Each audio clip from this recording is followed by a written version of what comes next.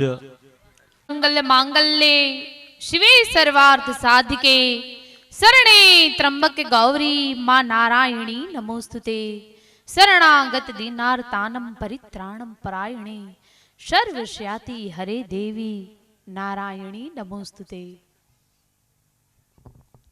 मां जगदंबा खिमश्री मानी असीम कृपाथी આજે આપણે જ્યારે એમના જન્મોત્સવે ભેરા થયા છે ત્યારે પૂજ્ય પાલુ ભગત, માં કમળામાં, કામયમાં, ગંગામાં,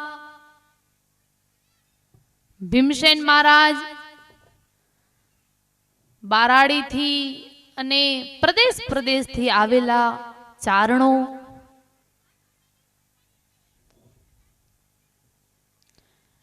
જગદંબાની કૃપા થાય ને ત્યારે આવા મેળાવા થતા હોય છે।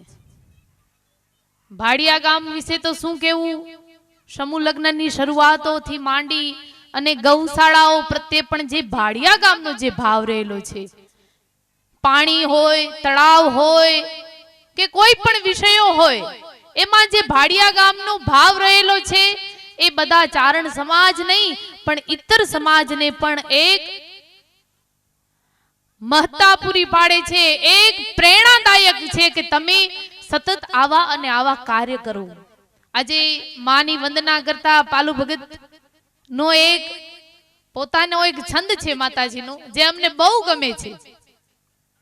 8-10 हाथ आयुध 18 अद्भुत तेज अनुपम उदार मुख कमल बिंब कुछ होत लाल एक उभय हस्त दूजो दयाल के 8 અને 10 18 हाथ वाड़ी એને ભગતે વર્ણન કેવું કર્યું, 8-10 હાથ આયુધ 18 અદ્ભુત તેજ અનુપમ ઉદાર, જેના જેના લલાટમાં અદ્ભુત તેજ છે। વિચાર તો ખરો, ખાલી એનું કંકુ ખરે એમાંથી સૂર્ય ઉદિત થઈ જાય। મેઘનાથની રાવણને એમ કેવું, રામને એમ કેવું પડે કે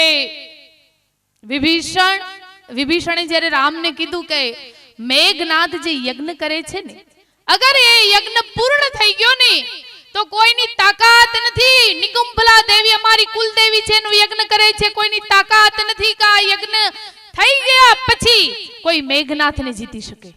એનું કારણ શું? કારણ કે શક્તિ, જ્યાં જ્યાં શક્તિ પ્રસન્ન થઈ છે ને ત્યાં ત્યાં વાર નથી વાંકો થતો। એટલે કૃષ્ણ મહાભારતમાં યુદ્ધમાં અર્જુનને કહે, જે દેવીની જય દુર્ગાની ચારણોએ ઉપાસના કરી છે એ દેવીને તું પ્રસન્ન કર। આ આપણી મહત્તા છે, યાદ રાખજો।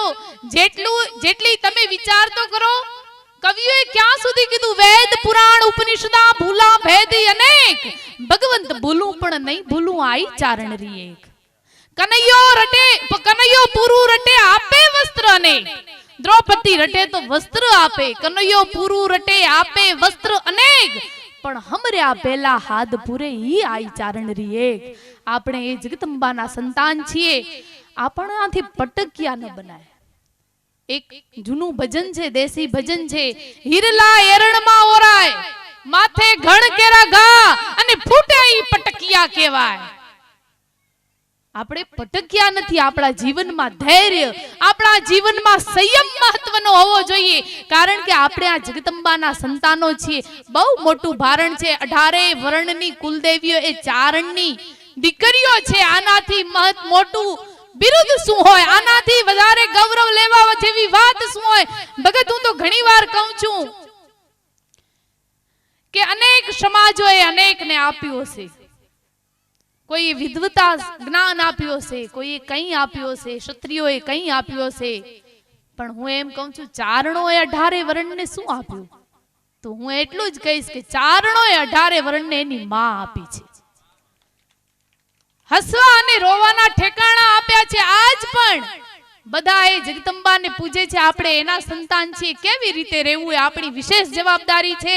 વધારે કાંઈ ન કહેતા હવે અહીંયાથી રજા લઈએ છીએ, ભુજ એક કાર્યક્રમ છે અને બધાને બોલી શ્રી ખિમશ્રી માત કી।